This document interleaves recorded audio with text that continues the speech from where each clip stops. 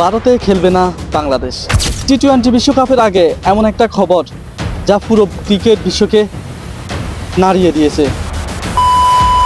হ্যাঁ ভাই, এটা গুজব নয়, বিসিবি থেকে সরাসরি বার্তা।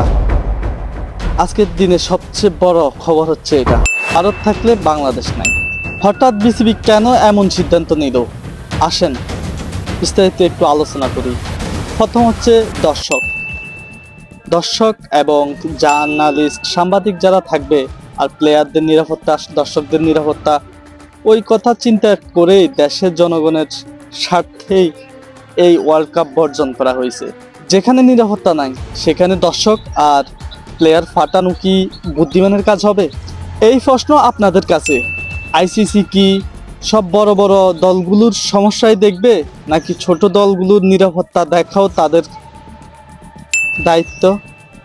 বাংলাদেশ কখনোই চায় না ইন্ডিয়ার সাথে সম্পর্ক খারাপ হোক, কিন্তু যেখানে সম্পর্ক নেই সেখানে খেলা নয়। এগুলোর সমাধান আইসিসি চাইলেই করতে পারতো, বেনু হিসাবে শ্রীলঙ্কা দিতে পারতো, চাইলেই সবকিছু সম্ভব। বাংলাদেশের জায়গায় যদি অন্য কোনো দেশ হতো তাহলে সবকিছুই সম্ভব হতো। এখন বাংলাদেশের বেলায় সঠিক বিচার হয়নি। আইসিসি তার যে একটা মর্যাদা ওটা হারিয়েছে বিশ্ব ক্রিকেটের বুকে। আপনাদের কাছে প্রশ্ন যে বাংলাদেশ বিসিবি ক্রিকেট বোর্ডের এই সিদ্ধান্ত কি সঠিক নাকি ভুল, অবশ্যই কমেন্ট বক্সে লিখে জানাবেন। আর যদি বলেন আমার পার্সোনাল মতামত, হ্যাঁ, ইন্ডিয়াতে গিয়ে ওয়ার্ল্ড কাপ এই সময়ের জন্য না খেলাটাই বেটার। কারণ এখানে দর্শক থাকবে, জার্নালিস্ট থাকবে, আরো অনেকে, তারা ওখানে খেলা দেখতে যাবে, তাদের প্রিয় প্লেয়ারকে সাপোর্ট করার জন্য অনেক আনন্দ উল্লাস করতে যাবে। কিন্তু আমরা চাই না যে বাংলাদেশের কোনো ফ্যান বা ক্রিকেট প্রেমী ওখানে গিয়ে হেনস্থার শিকার হোক, হ্যারাসমেন্টের শিকার হোক। তো এই দিক থেকে চিন্তা করলে আমি মনে করি যে বাংলাদেশ ক্রিকেট বোর্ড একটা সঠিক সিদ্ধান্ত নিয়েছে। আমরা এটা বুকে লালন করব যে বাংলাদেশ যদি ইন্ডিয়াতে ওয়ার্ল্ড কাপ খেলতে যাইতো তাহলে আমাদের কোনো ক্রিকেট প্রেমীর সমস্যা হইতো। ওই কথা চিন্তা করে আমরা বিসিবির এই বক্তব্য বা সিদ্ধান্তের সাথে আমরা একমত পোষণ করলাম। আমি বিশেষ করে এটা আমার পার্সোনাল মত।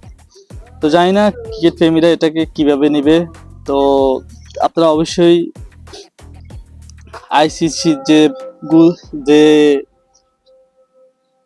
ক্যারেক্টারটা থাকার কথা ওটা রাখে নাই। আইসিসি তার মনুষ্যত্ব হারিয়েছে, মর্যাদা হারিয়েছে। আইসিসি চাইলেই শ্রীলঙ্কাতে বাংলাদেশের ভেন্যু হিসেবে দিয়ে বাংলাদেশকে ওয়ার্ল্ড কাপ খেলার সুযোগ করে দিতে পারতো, কিন্তু আইসিসি তা করে নাই। কারণ কিভাবে করবে? ইন্ডিয়াতে আইসিসি যত লোক আছে সবগুলোতে ইন্ডিয়ার।